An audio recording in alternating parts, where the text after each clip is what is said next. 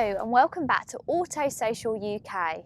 For a while now, DS has been trying to establish themselves as a premium brand, but so far that's had a lukewarm response, with a lot of people still not seeing this as a genuine rival for something like an Audi or a BMW, which in my opinion is a little bit of a shame. They have some really nice exterior styling and some really high quality funky interior. In this video, I'm going to be looking at the all-electric Ds3 Crossback E-tense. So if that sounds good, then make sure you stick around.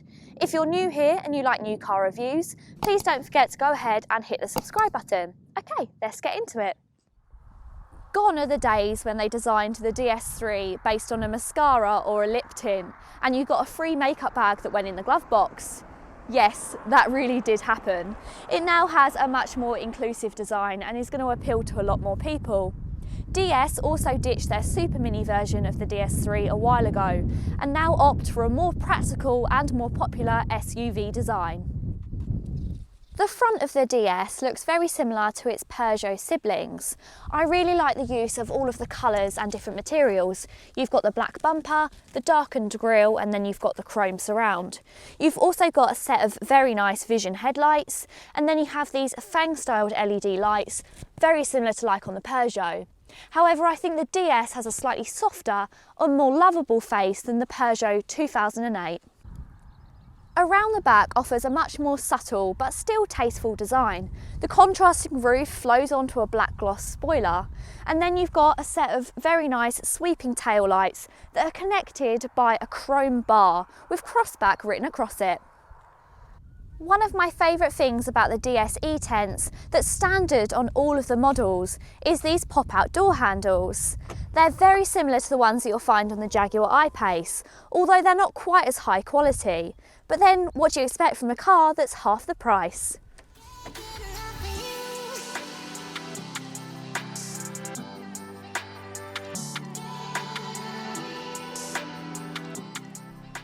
The quirky exterior styling of the Ds3 has definitely made its way into the cabin, and that's definitely not a bad thing for me. I absolutely love it. But then I think I am the target audience for this car. Everywhere you look, there's something interesting to look at. They've used these diamonds all over the car, all from all of the buttons to the speakers to the air vents, and I just think it stands it out from anything else on the market. However, some people might argue that it's a little bit style over substance, as some of those buttons are a little bit fiddly to use, which I'll show in a minute. Something else that makes this car a little bit different is this upgraded £950 Napa leather watch strap leather. So these seats have actually been designed to look like the strap of a watch, and I really like that. It gives it something that's a little bit different, and actually they're really comfortable as well. But something I do find a little bit weird is there's like this rose gold shimmer in the dashboard and down the side of the seats, which it catches the light and you wonder whether it's actually just dirty. But once you get used to it, I quite like it, and it does make it unique, but I do think that's going to narrow the market slightly.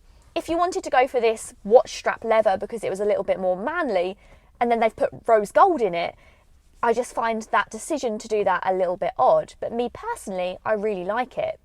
The one thing that is a bit of a letdown for me when it comes to the seats is there's no heated seat option, which is a real shame. All levels of the Ds3 E-tense come really well equipped, but this top spec Ultra Prestige comes with loads of goodies. I've got a really crisp heads-up display which is easily adjusted using some dials which are down by the steering wheel. I've also got a really clear digital instrument cluster and a 10-inch infotainment screen. This is actually 3 inches bigger than you'll get on the bottom spec models. It comes with a lot standard like Apple and Android CarPlay, and then the higher spec models do get a satellite navigation also included. This car also has wireless charging on the top spec models, and that wireless charging pad is massive, so it's going to fit all sizes of phones. If you don't go for the top spec model, you do still get that section, but it's just not wireless charging. Entry-level cars do get keyless start, however on this top spec I've got keyless start and keyless entry. I've got cruise control, lane assist, automatic lights, automatic wipers. The only thing that seems to be missing is any electrical adjustments on the seats, which is really common across PSA group cars, and those heated seats. Have I mentioned the heated seats? So here's where the DS3 E-tense gets a little bit style over substance. Now there's no denying that my personal taste, I think this centre console looks absolutely fantastic. However, it is a little bit fiddly to use. Let's start off with the first gripe. These buttons are finished in a gloss black. Now anybody knows that when you touch gloss black you get fingerprints, so you'll be forever wiping those down. Here's the next thing. These aren't actually physical buttons apart from the hazard warning light. Everything else is just touch sensitive, which can be a little bit fiddly when you're driving along. And then there's the climate control dials. Car manufacturers are finally realising that we don't actually like having the climate control dials in the screen, and we're getting physical buttons again. However, the DS3 falls into the time when they were taking everything off of this dashboard. So that means that you do only have the climate control dials on the screen, which can be a little bit fiddly when you're driving along. The electric windows are also down this centre panel, but to be honest, that's something that you might find annoying when you first jump into the car, but that's something that you really quickly get used to. Space in the back is pretty good. I mean, to be honest, it's what we expect from a crossover car. It's no bigger than you'll find in a hatchback. The good points are that this middle section isn't actually raised at all, so even in the middle I've still got plenty of headroom. For reference, I'm around 5'4", 5'5", and I've still got loads of headroom. You could easily fit somebody in here that was 6 foot. However, of course, there isn't much space between these seats, so you're not going to want to carry 3 people for long journeys. Now here's the negatives, and it's these really weird doors. I don't really understand this whole design element. It's really kind of cramped the back of this, and plus people sitting here, especially little people, are going to struggle to be able to see out of the window, which I think is a real shame.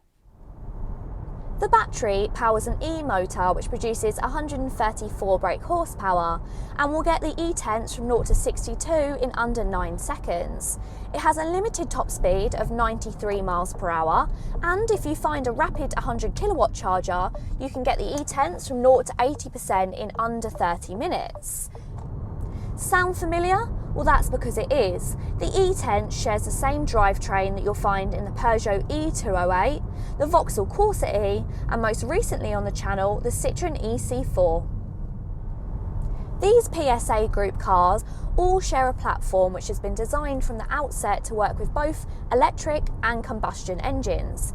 And what this means is if you're choosing an EV, there's no practical compromise. That 134 brake horsepower is paired together with 192 pound-feet of torque. Now the 0 to 60 time of 8.7 seconds might be pretty tepid for an EV, but the 0 to 30 time is just 3.3 seconds, which is far more impressive. The only internal combustion DS3 which will beat the electric car is the turbocharged 3-cylinder engine with 155 brake horsepower, and that will sprint from 0 to 62 in 8.2 seconds. There's 3 different driving modes. You've got an Eco, a Normal and a Sport. Driving the car in Eco is probably best off avoided. You only have access to 81 brake horsepower and it just feels really quite sluggish. The only time that you're going to want to use this is when you're prioritising saving your range over any real driving enjoyment. Normal is a lot better. You have 107 brake horsepower and it just feels a lot zippier around town. It gives you a lot more confidence to be able to take over people and it's likely going to get you out of trouble. But Sport is where it's really at. You get full access to all of the power all of the time, and it means that you can use all of that instant electric power. It really reminds you why you bought an EV. The E-tense claims 200 miles of range, which is actually 11 miles less than a lot of its PSA Group siblings, and some way shy of the Renault Zoe, Kia e-Niro and Hyundai Kona Electric. However, after recently driving the Mazda MX-30 with just 124 miles of range, 200 feels quite generous, but overall it's smack bang in the middle of the offerings for an EV.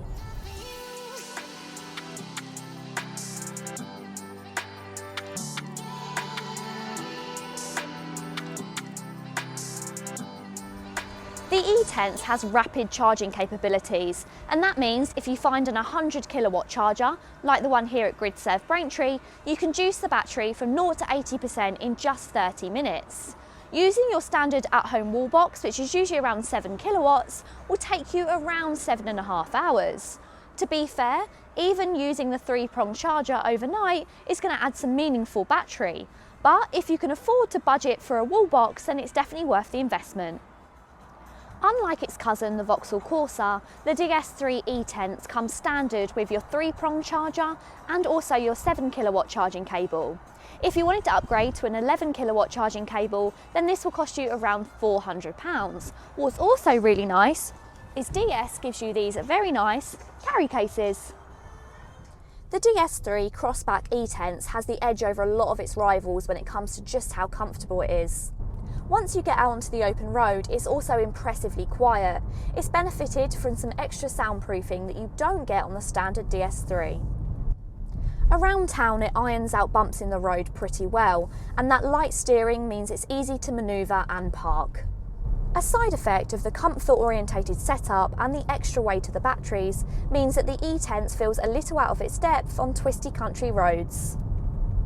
Response to the Ds3 Crossback E-tense on my social media has been somewhat mixed. Some people love it and some people hate it, but that's why I love doing this job so much. I love finding out everybody's opinions and how they express themselves via their cars.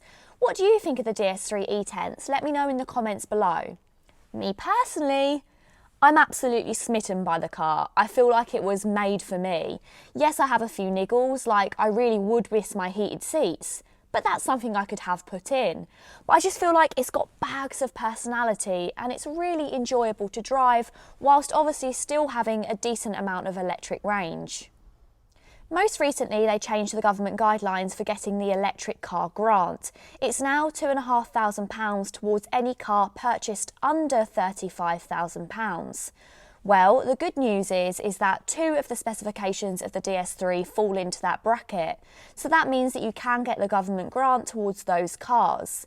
The top spec cars might fall out of that government grant, but if you're interested in leasing, then I've got a really great deal. If you're looking at leasing options for the new Ds3 E-tense, then I've got some great news. If you head to Lease Loco, which is the UK's biggest car leasing comparison website, they've got this top spec model, the Ultra Prestige, pre-registered and ready to go, on a lease for under £250 a month with 9 months up front.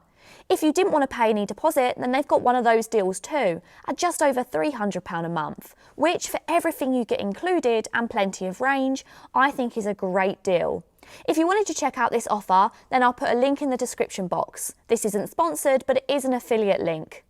Thank you so much for watching this video today. If you've enjoyed it, please don't forget to give it a massive thumbs up. And if you're new to my channel, please don't forget to go ahead and hit the subscribe button. Thank you so much for watching, and until next time, bye!